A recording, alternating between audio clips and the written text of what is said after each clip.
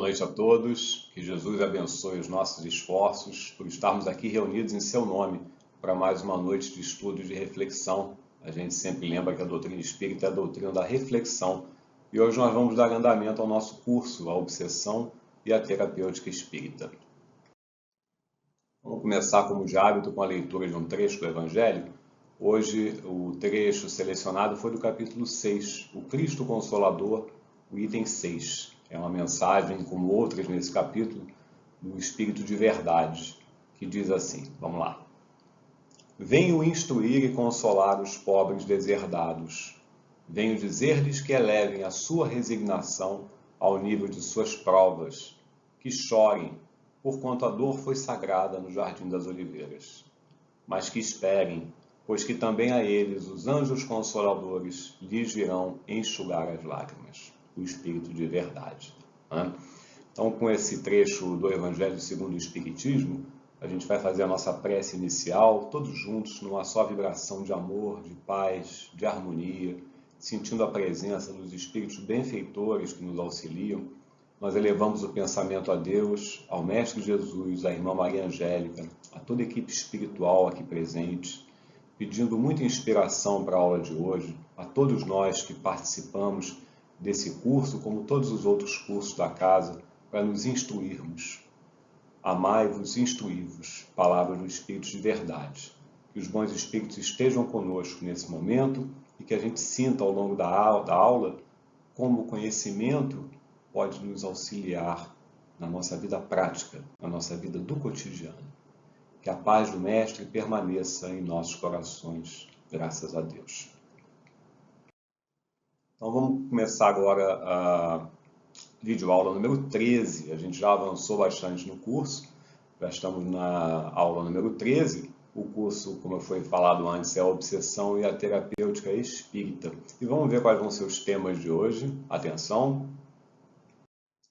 Segunda parte do livro. Essa segunda parte tem como título a terapêutica espírita.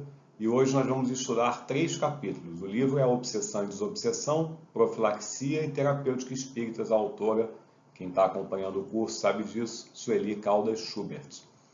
E os capítulos de hoje são o 9, o 10 e o 11. O capítulo 9, esclarecimento ao obsidiado. Capítulo 10, a importância da fluidoterapia. E o capítulo 11, orientação à família do obsidiado. São 3 temas bastante interessantes que a gente vai estudar hoje à noite. Vamos em frente. Começando com uma citação do Manuel Filomeno de Miranda, no livro Sementeira da Fraternidade, sempre lembrando que o Manuel Filomeno é um dos autores que mais escreveu sobre esse tema da obsessão. Os livros dele são muito bons, muito importantes e servem de complemento a tudo que se estuda sobre obsessão, não só nos livros da codificação, sobretudo o livro dos médiuns, que trata do tema da obsessão de forma bem específica, como um dos livros complementares como esse que a gente está estudando. O Manuel Filomeno é um autor muito importante para quem estuda esse tema. Ele diz o seguinte: seja todavia qual seja o recurso utilizado no socorro ao padecente do flagelo obsessivo, somente o obsidiado pode oferecer o indispensável requisito para a própria saúde: reforma íntima. Vamos pensar um pouco no que o Manuel Filomeno coloca aqui logo no início do socorro ao padecente. O padecente aí é o próprio obsidiado, padecente do flagelo obsessivo. E aqui o Manuel Filomeno reforça o que a gente vem falando ao longo de todo o curso, da importância essencial a participação do obsidiado na terapêutica espírita, que pode auxiliar na solução dessas questões difíceis da obsessão, que tem diferentes gradações, já aprendemos isso, E o X da questão é a reforma íntima, Porque a gente repete também, o obsessor não é um vilão malvado, o obsidiado não é uma vítima indefesa. Cabe ao obsidiado se esforçar e adquirir o conhecimento. Olha o estudo aí, a importância do estudo, que é o que a gente está fazendo aqui. Adquirir o conhecimento para poder agilizar, dar um pouco mais de velocidade nesse esforço da reforma íntima. É um esforço, É um esforço. O verdadeiro espírita se reconhece pelo esforço para vencer as suas más tendências e pela transformação moral, Esse é o nosso esforço. Então, aqui o Manuel Filomeno diz que esse requisito, a reforma íntima, é indispensável para a própria saúde. Está falando de saúde.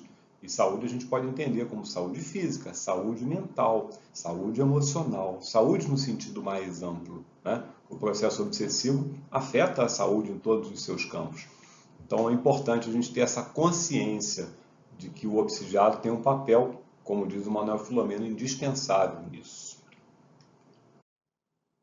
Aí já vamos a um trecho do livro da Sueli. Vamos lá. Em trabalho desobsessivo, a atenção da equipe que atua nessa especialização se volta de modo muito intenso para os obsessores. É imperioso, porém, não olvidar que todo esse esforço poderá ser improdutivo se não cuidarmos com igual ou mais atenção do obsidiado. Essa frase parece, esse trecho parece um pouco óbvio, mas não é, porque é muito comum que a gente dê uma excessiva importância ao trabalho junto ao obsessor. É importante? É. Mas a gente sempre também repete, e é importante termos essa consciência cada vez mais reforçada, que não adianta a gente pensar, no momento de uma obsessão, em tirar o obsessor, sumir com o obsessor, eliminar o obsessor. Não é por aí, porque a gente relembra André Luiz, a obsessão tem alicerce na reciprocidade, há uma afinidade, há uma sintonia de pensamentos entre o obsessor e o obsidiado e causas do passado que ligam esses dois personagens desse processo. A gente aprendeu isso nas outras aulas. Então, o trabalho desobsessivo, que a Sueli fala aqui, são as reuniões de desobsessão, reuniões mediúnicas, que muitos equivocadamente chamam ainda de mesa mediúnica. Né? O nome não é preciso porque a mesa em si não é mediúnica. Então, reuniões de desobsessão, que é como o Sueli chama no livro, nós vamos ter aulas específicas sobre esse tema um pouco mais à frente, ou reuniões mediúnicas. E está dizendo aqui a atenção da equipe que atua nessa especialização vai de modo intenso para os obsessores, sim, porque as reuniões de desobsessão, aprenderemos isso, tem como foco a doutrinação do obsessor. A gente pensa que a reunião mediúnica visa o alívio do obsidiado. O foco não é esse. O foco é a doutrinação, o alívio, o esclarecimento ao obsessor, né? E o obsessor, dependendo do caso, cada caso é um caso, pode até sair naquele momento. O alívio ao obsidiado se dá naturalmente como consequência disso. Então a gente está falando do foco da reunião, que é o obsessor, é o alívio, mas estamos falando também da consequência, que é o alívio ao obsidiado. Se, entretanto, isso é bom que fique claro, o obsidiado não muda o seu pensamento, não muda a sua sintonia, não trabalha em prol da sua reforma íntima, não avança, não utiliza os recursos espíritas, não utiliza recursos da ciência, como as psicoterapias e até da medicina, se for o caso, se isso não acontece, é comum o obsessor voltar, ou ele se ligar a outro obsessor, muitas vezes da mesma situação do passado. Né? Então, o que a Sueli diz aqui é fundamental mesmo, que a gente tem que cuidar com igual ou mais atenção do obsidiado. Ou seja, resumindo isso tudo, não existe a terceirização da solução desse problema. Tire esse obsessor. Médiuns resolvam esse problema. Né? Vou buscar um médium vidente que ele vai me dizer qual é a causa do passado. Não precisamos saber qual é a causa do passado. A gente tem ideia da natureza dessa causa pelo próprio processo obsessivo que se dá na presente encarnação. A gente traz o véu do esquecimento. Então são muitos, como é que a gente pode dizer, muitos mitos que a gente traz, achando que, entre aspas, tirar o obsessor é um problema dos outros da casa espírita. Não é. É problema nosso. E a gente conta com o auxílio dos numerosos recursos da casa espírita. Ok? Esclarecer o obsidiado é fazê-lo sentir o quanto é essencial a sua participação no tratamento. Né? Falamos disso, acabamos de falar. Fundamental a participação do obsidiado. É orientá-lo, dando-lhe uma visão gradativa, cuidadosa, do que representa em sua existência aquele que é considerado o obsessor. O obsessor tem um papel, né? Vindo das encarnações passadas, situações do passado, mas o que está sendo dito aqui pela Sueli é como é essencial que o obsidiado tenha consciência do papel do obsessor, da importância daquele processo na caminhada dele. E essa visão é gradativa. Por que é gradativa? Porque vem do estudo, né? Vem do estudo, vem do trabalho. Muitas vezes o próprio trabalho mediúnico nos dá uma segurança maior nesse sentido. Então, é a abertura de uma consciência sobre um processo, que é um processo muito comum, pode atingir casos graves, né? Pode atingir gradações complicadas, mas existe uma terapêutica, existe uma solução. E é isso que o curso está mostrando, indicando exatamente, vamos dizer assim, as várias nuances desse problema, né? A própria gravidade em certos casos, mas também apontando quais são as soluções que passam pelo obsidiado. Tá? Faz parte do esclarecimento ao obsidiado. Levantar-lhe as esperanças se estiver deprimido. Não é? Levantar-lhe as esperanças, esperança.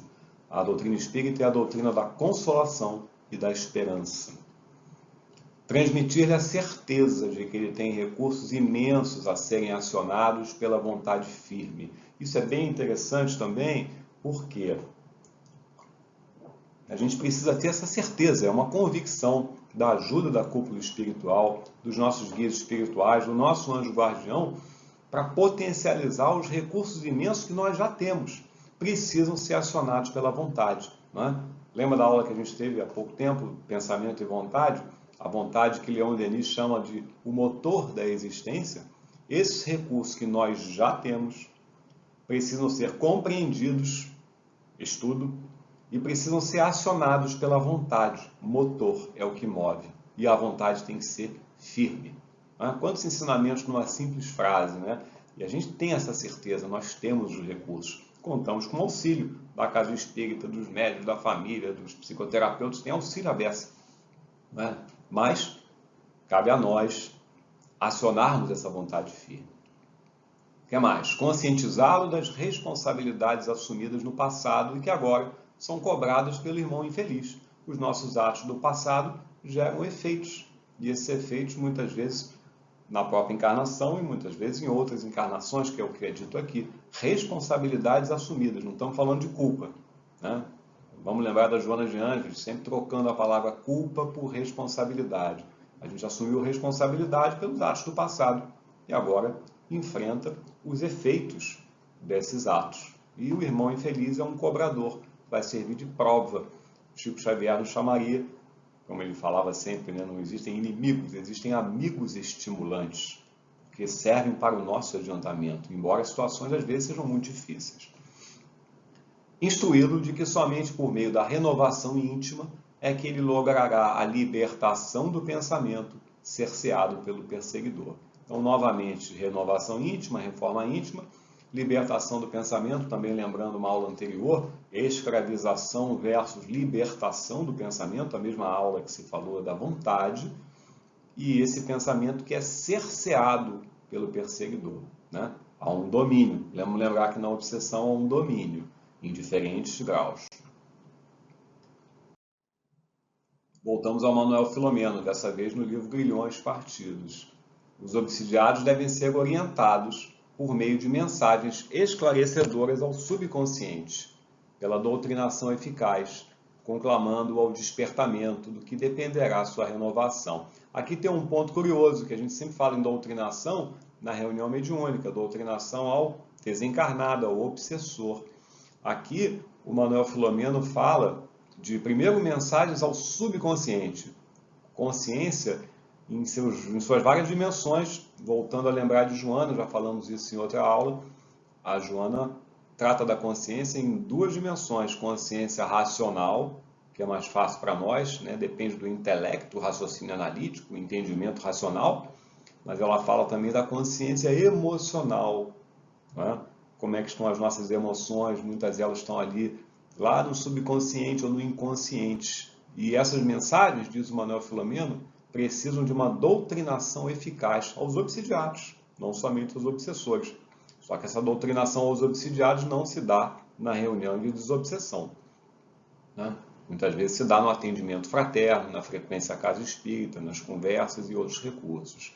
Conclamando ao despertamento, é o afloramento dessa consciência plena do processo pelo qual a pessoa está passando, e disso vai depender a sua renovação íntima, não a renovação do outro, do obsessor necessariamente, mas a sua renovação. Tá certo? Seguindo. Agora vamos para o capítulo 10, que fala da fluidoterapia, a importância da fluidoterapia. E a Sueli, nesse capítulo, ela cita numa epígrafe um trecho de A Gênese, um dos livros da codificação, que diz o seguinte, é no capítulo 14, item 46. Vamos lá. Nos casos de obsessão grave, o obsidiado fica como que envolto e impregnado de um fluido pernicioso, que neutraliza a ação dos fluidos salutares e os repele. É daquele fluido que importa desembaraçá-lo. Ora, um fluido mau não pode ser eliminado por outro igualmente mau. Preciso se faz expelir um fluido mau com o auxílio de um fluido melhor. Aqui está sendo explicado pelo Kardec, na Gênese, o mecanismo do passe, não é? E na obsessão grave isso acontece. Há um envoltório de um fluido negativo, um fluido que ele chama de pernicioso, que neutraliza a ação dos fluidos salutares, porque há aquela, como já foi explicado, afinização obsidiado-obsessor, que tem alicerce na reciprocidade, como diz André Luiz, repetindo, e aquele fluido negativo, malfazejo, envolve o obsidiado. E é necessário haver essa troca fluídica, como qualquer situação onde o passe é muito eficaz. E para haver essa troca, retira-se o fluido pernicioso e aplica-se, doa-se o fluido salutar, né? Que ele diz assim, expelir um fluido mau com o auxílio de um fluido melhor. É o mecanismo do passe. E o mecanismo do passe é um dos recursos, dentre os vários que a doutrina espírita oferece, dos processos de obsessão. Auxilia demais o obsidiado, auxilia demais. Por isso que se fala sempre da importância da presença nas reuniões públicas, tomar o passe com constância, buscando usar todos os recursos da doutrina e potencializar, desenvolver, aflorar em nós os nossos recursos imensos. Lembra daquele outro slide? Os nossos recursos que são imensos. E a certeza, a confiança que temos a ajuda dos espíritos benfeitores nesse sentido, né? E daí, por isso, é um processo de renovação. Vejam que os espíritos superiores nunca usam a palavra à toa, né? A gente às vezes fica renovação, reforma, puxa outra vez isso, reforma íntima. Essas palavras não são à toa, é porque esse processo de reforma e renovação envolve tudo isso que a gente tem visto, não na aula de hoje, ao longo do curso, ao longo de todos os cursos do Espiritismo. É um processo que é longo, mas é lindo. É longo pelo nosso estágio evolutivo, mas é lindo porque a gente sente o progresso. Vamos lembrar que a lei é de evolução, a lei divina e natural é de progresso. Vamos em frente. A definição de fluidoterapia pela Sueli. É o tratamento feito com fluidos por meio dos passes e da água fluidificada. Então, não só passes, água fluidificada também, que a gente leva nas reuniões públicas, a nossa garrafa, no Evangelho no Lar, que é o tema da aula que vem, colocar uma garrafinha também, para a gente também usar mais esse recurso da água fluidificada com fluidos bons, curativos, benfazejos. O passe é um ato de amor, olha o grifo, o passe é um ato de amor, na sua expressão mais sublimada. É uma doação ao paciente daquilo que o médium tem de melhor, enriquecido com os fluidos que o seu guia espiritual traz, e ambos, médium e benfeitor espiritual, formando uma única vontade, expressando o mesmo sentimento de amor. Vários pontos importantes aqui. Primeiro, que o passe é um ato de amor. O amor é a base de tudo. Também já foi falado aqui em aulas anteriores. O amor é base. Não é o amor mais isso, mais aquilo. O amor é a base. É a base. Precisa haver amor no esclarecimento ao obsidiado, que foi o capítulo de hoje, no esclarecimento ao obsessor, no caso das reuniões de desobsessão, é um ato de amor. E diz mais, na expressão de Sueli, expressão mais sublimada, né? Então, o passe, essa troca fluídica é o quê? Retira-se o fluido negativo e doa-se o fluido benfazejo. E aí está explicando o fluido animalizado do médium, né? Quem for estudar mais na casa vai, quem já estudou, ótimo, rever esses conceitos. Quem ainda não estudou, tem outros cursos que estudam, que podem detalhar isso melhor, né? O fluido animalizado do médium e o fluido espiritual, benfeitor espiritual. E juntos formam uma única vontade e expressam esse sentimento de amor. É como se fosse quase, colocando entre aspas, uma materialização desse sentimento de amor através da retirada de fluidos malsãos e da doação de fluidos curativos. Okay? Muito importante o passe, e a gente às vezes minimiza, não é? A gente às vezes gosta muito do fenômeno, né? A gente quer ouvir predições, a gente olha, oh, que coisa incrível, isso aconteceu, e às vezes fica tão focado no fenômeno, que foi importante no início do Espiritismo, é importante até hoje, mas esquece do miudinho, que é participar das reuniões públicas, que é estudar numa casa espírita, que é ler a literatura espírita, especialmente os livros da codificação. A gente às vezes quer a coisa que impressiona os nossos olhos e esquece do pequenininho, trabalho de formiguinha, que na verdade vai impressionar o nosso coração, não é? Porque é através dessa continuidade que a gente, além do passe em si, do mecanismo do passe, é através da continuidade da frequência e da utilização dos recursos espíritas que essa troca fluídica vai se consolidando.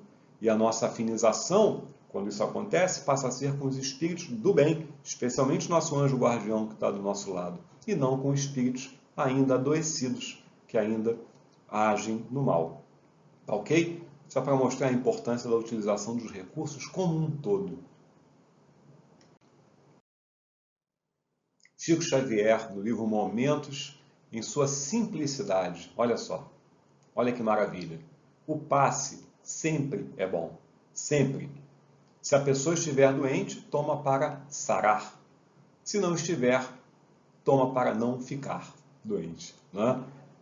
Foi colocado aí esse slide porque o Chico, com a sua simplicidade, que grande sabedoria, né? Passe sempre é bom, sempre. Não tem nada que diga, não tome passe por causa disso, daquilo. Não, é importante, é bom. Se estivermos doentes, a gente toma para ficar bom. Se a gente não estiver, preventivo para não ficarmos doentes. Então, o passe é sempre muito bom. Vamos lá. A constância da aplicação da fluidoterapia propiciará ao enfermo as energias de que carece e o alívio que busca. O enfermo, no caso, estamos falando do processo obsessivo, é o obsidiado. E aqui fala da constância do passe. E aí a gente entra com um conceito também muito relevante, que é o da persistência, né? Não é? A gente às vezes tem a consciência do que precisa fazer, mas não persiste. Na nossa vida do cotidiano, né? Começa uma dieta numa segunda-feira dessas, mas depois não persiste. Começa os exercícios físicos, mas não persiste. Começa a fazer um curso espírita, mas não persiste. Não é? Começa a frequentar reuniões públicas, mas não persiste. Então essa constância, essa persistência, eu estou reforçando o uso dessa palavra, é um desafio muito grande para nós, muito grande, que a gente tenha consciência disso e a gente pode pedir em prece aos nossos benfeitores espirituais e a Jesus, Senhor, dá-nos persistência, para a gente se manter firme. Olha o que diz aqui a Sueli, a constância do passe é que vai propiciar a energia de que carece e alívio. Boas energias e alívio, mas precisa haver a constância. Em seguida, ela diz que o passe é essencial na terapêutica desobsessiva. Estamos vendo isso. Um único passe pode obter êxito surpreendente, mesmo para os que estão afeitos a esse trabalho. Olha que legal, ela fala que um único passe pode obter um êxito surpreendente. Então vamos pensar, se num único passe a gente pode obter um êxito surpreendente, imagina com vários passos, com uma constância, com uma frequência semanal a uma reunião pública, com uma sintonia, com acompanhamento dos cursos, seja presencial, seja online, na pandemia, muitas atividades online, mas a questão é sintonia do pensamento, não é nem presença física somente, sintonia do pensamento e do sentimento, consciência racional, consciência emocional do que a gente precisa para se equilibrar. Na terapêutica desobsessiva, a fluidoterapia, aliada aos outros recursos que a doutrina espírita oferece, proporciona salutares efeitos. Ela conclui aqui falando da fluidoterapia, de novo, passe e água fluidificada. Junto com os demais recursos, a gente vem detalhando esses recursos ao longo do curso, né? proporciona salutares efeitos. Pergunta: então significa que com certeza a gente vai ficar livre do obsessor? Bom, né? Não, até porque o objetivo não é ficar livre do obsessor. O objetivo é o próprio equilíbrio. Muitas vezes esse obsessor está ali num conjunto de ações mútuas conosco, numa reciprocidade, há séculos, há muitas encarnações. Não é? Às vezes ele não sai de imediato. Às vezes ele quer sair e nós não deixamos, nós obsidiados, né? Dando um exemplo. Então são vários casos diferentes. Mas com certeza, aí sim, sempre há um alívio quando a gente aplica os recursos da doutrina espírita associados. A gente sempre lembra isso aos recursos da medicina, da psicoterapia e, fundamentalmente, os nossos próprios recursos latentes que a vontade firme, quando ativada, põe em movimento. A Sueli termina esse capítulo da fluidoterapia falando do caso da jovem M, de 17 anos. Uma menina de 17 anos, cujo nome começa com essa inicial M, que, resumindo o caso, vamos ao próximo slide. Ela sofria de insônias, a M, né? Sofria de insônias e grande agitação, e nesses momentos sentia um cheiro forte, insuportável. Ela sentia um cheiro muito forte. Cessada a angústia, essa angústia noturna, no momento de insônia e agitação, o cheiro sumia. Então um amigo dela levou ela ao centro espírita para receber passe, né? O básico, miudinho. E ela sentiu muito alívio com aquele passe, muito alívio. Em seguida, era o horário da reunião de desobsessão nesse centro, já sem a presença dela, porque a reunião de desobsessão é de auxílio aos obsessores, né? Uma entidade manifestou-se sentindo-se imantada ao cadáver em decomposição. Então vejam, ela sentiu alívio na reunião pública mesmo. Depois teve uma reunião de desobsessão no centro, reunião fechada. E uma entidade que estava junto a ela manifestou-se imantada ao cadáver em decomposição. Vejam a percepção que ela teve do cheiro, não é? Esse espírito na reunião foi desligado, foi doutrinado, foi desligado, concordou em sair e foi levado para tratamento. Um espírito enfermo. Ele se aproximara de M, olha que interessante, com quem se afinizara, mas não tinha consciência do mal que praticava. Vários exemplos que a gente vai dando e vê que essa questão do obsessor ser um vilão é falso, não é um espírito enfermo. Nesse caso específico, ele nem tinha consciência do mal, houve uma afinidade com a menina. Né? Sabe-se lá por quê? Pode ser do passado, normalmente é, por pensamentos do presente, às vezes pensamentos depressivos, várias possibilidades, não sabemos do caso em detalhe, mas havia uma sintonia, uma afinidade entre os dois, ele foi ficando ali. Como ele estava imantado ao cadáver, em decomposição, ela, com a mediunidade que a gente depois pode estudar em outros cursos, o Livro dos Médiuns principalmente, um curso que fala dos tipos de mediunidade, das diferentes aptidões mediúnicas, ela sentia aquele cheiro. Tomou um passe, usou os recursos da doutrina, o obsessor também foi doutrinado, resultado, a jovem M nunca mais sentiu coisa alguma. Prosseguiu com a terapêutica do passe, persistência, né? E equilibrou-se. Então, esse é um exemplo que a Sueli dá de êxito no tratamento obsessivo, do processo obsessivo com a qual ela se deparava, a M, essa menina. O último item da aula de hoje, do capítulo 11, tem como título Orientação à Família. E esse tema, esse capítulo é tão importante. Não é porque ele é mais importante que os outros, não é isso. É porque esse tema, muitas vezes, é colocado de lado, né? O obsidiado, às vezes, é muito identificado como problemático. E, às vezes, essa junção da família nessa problemática não é muito clara. Olha o que diz a Sueli. Vamos ler juntos e pensar juntos. Não somente o obsidiado deve ser conscientizado da sua participação na terapêutica desobsessiva, mas também os seus familiares precisam ser alertados quanto à sua própria participação no processo. Puxa, a gente pensa assim, se o processo obsessivo tem um obsessor ligado a um obsidiado, é um encontro de dois que tem vínculos do passado, poderíamos pensar o que a família tem a ver com isso. E a resposta é simples, tudo, tudo. Por quê? Ninguém nasce em determinada família por acaso. Existem vínculos muito grandes. Não é? Parentela espiritual, no Evangelho segundo o Espiritismo, trata da diferença da parentela corporal, parentela espiritual. De qualquer forma, existem vínculos muito fortes. Então, o problema obsessivo não é apenas do obsidiado, está ligado ao sistema familiar. Não é? E a gente pode até pensar, fazer uma analogia aqui, com as problemáticas do nosso dia a dia na família, problemas comuns que acontecem, que não são processos obsessivos, mas, por exemplo, as famosas adicções ou os vícios. Não é? É muito comum a família identificar uma pessoa como problemática. Não é? Até na psicologia sistêmica, nas abordagens sistêmicas, tem esse termo, paciente identificado. O problema é o menino que bebe. O problema é o pai que não sei o quê. O problema é a mãe que não sei o quê. Mas só que isso é um sistema. E num sistema, e a gente vai ficar um pouco na superfície disso, porque aqui não é o momento de aprofundar, mas num sistema há inter-relações muito profundas. E nesse sentido, as ciências no campo da psicologia estão sempre indo ao encontro cada vez mais da doutrina espírita. A gente vai ver na doutrina espírita como é que isso é compreendido. Olha o que a Sueli diz. O problema do obsesso não é isolado. O seu grupo familiar tem vínculos profundos que os entrelaçam. Sabemos disso estudando o Espiritismo.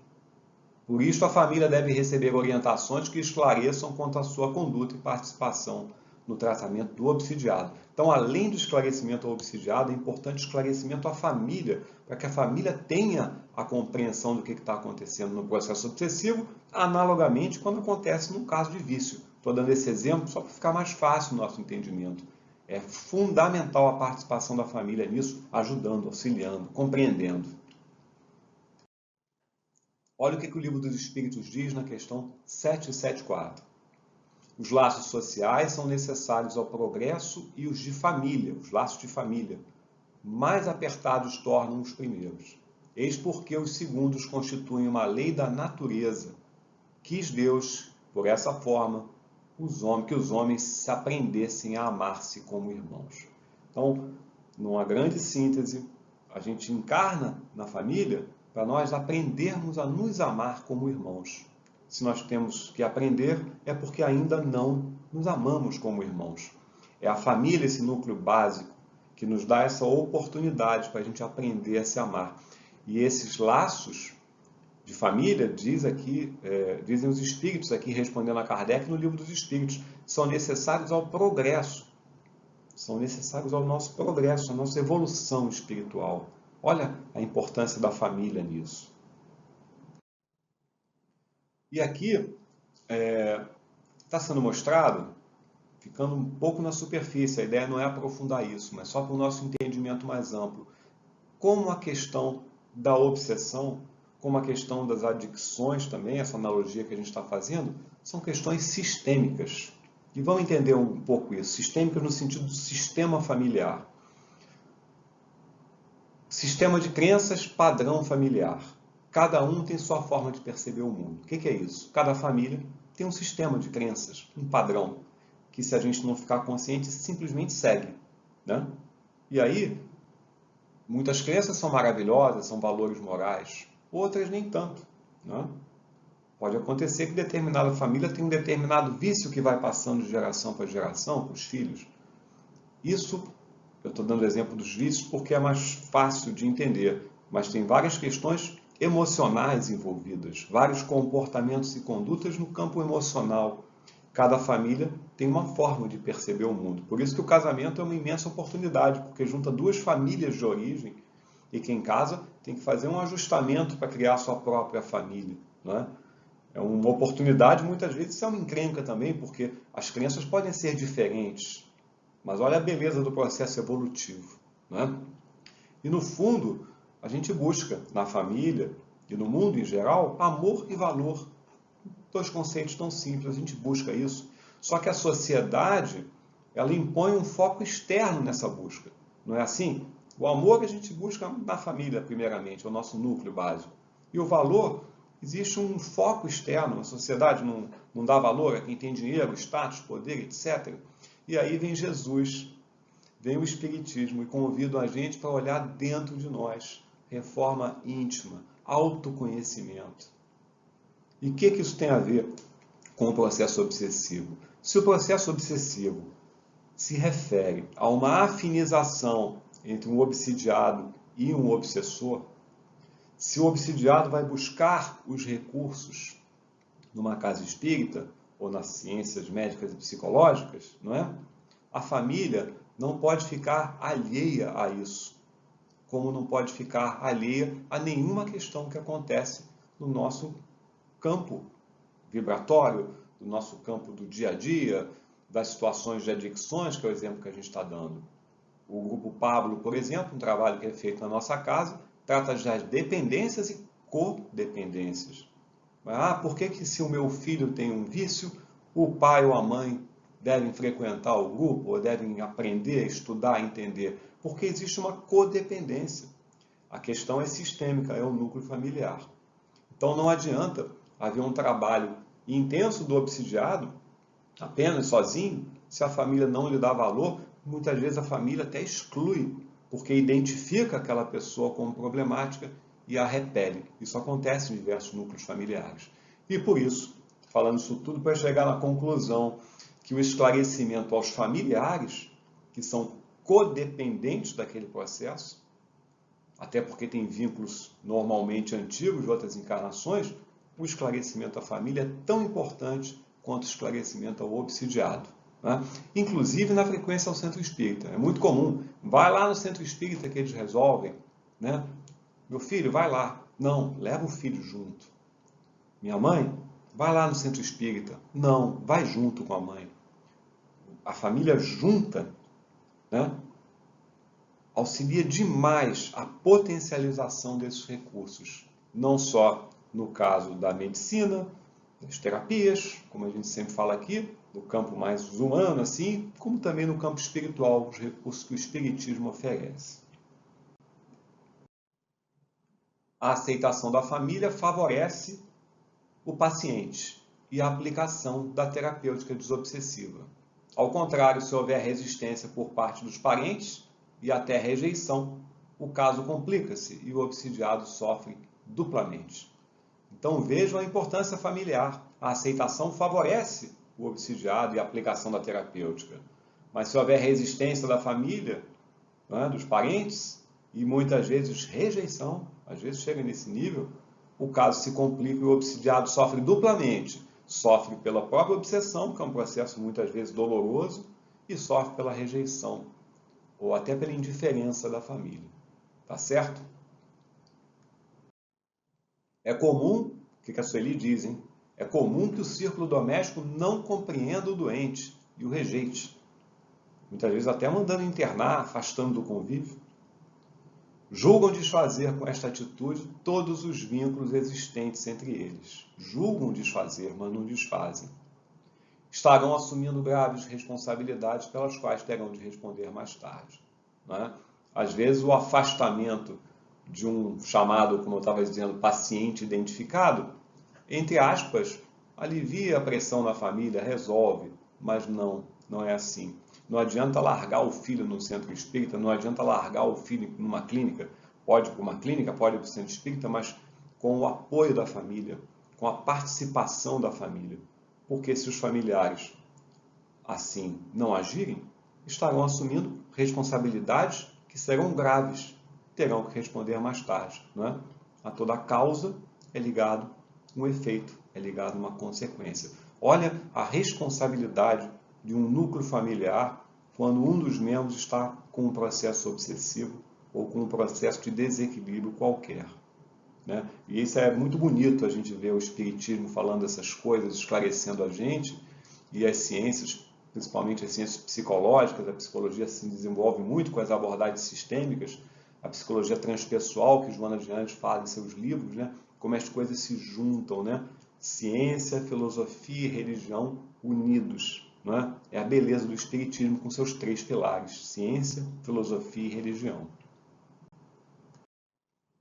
E aí vem a Sueli uma foto dela, sorridente, dizendo assim: o Espiritismo fortalece os laços de família. É lindo isso, né? Fortalece, facultando a visão e o entendimento do pretérito e dos liames que unem os seres de um mesmo grupo consanguíneo, o que resulta em maior conscientização do papel da família e sua importância no contexto social. É isso, ela disse tudo agora. O Espiritismo fortalece esses laços de família, porque a gente veio aqui para se aprender a nos amarmos como irmãos, faculta a visão e o entendimento do passado, o estudo, né? Da ligação que existe entre os seres de uma mesma família, existe um vínculo que não é ocasional, não é por acaso, e isso resulta, olha o ponto focal, numa maior conscientização do papel da família. Mais uma vez, consciência. O Espiritismo aclara a consciência e da sua importância no contexto social, que são as várias famílias unidas. Se a gente pensar bem, os problemas de família são muito parecidos umas famílias com os outros. Uns têm mais problemas, outros têm menos, de diferente natureza, conforme a necessidade de cada núcleo familiar. Mas se o Espiritismo fortalece esses laços, não é à toa. É para a gente utilizar esses laços fortalecidos em benefício de todos os membros dessa família. E no caso da obsessão, isso tem um papel fundamental. Próxima aula, a gente vai falar do culto do Evangelho no lar. É apenas um capítulo desse livro, mas se reveste de uma importância incrível. O Evangelho no lar faz diferença na nossa vida, antes e depois de fazermos o Evangelho do lar para a higienização do nosso ambiente familiar, né? Olha a família aí também. Não percam a próxima aula, tá? A gente vai fazer então a nossa prece final. Antes disso, colocando aqui o slide com Jesus para terminar. Jesus que é o caminho, a verdade e a vida, e avisando que a gente vai estar no chat no final da aula à disposição para quaisquer dúvidas, tá bom? Vamos então à nossa prece final, agradecendo muito a espiritualidade amiga, em nome de Jesus.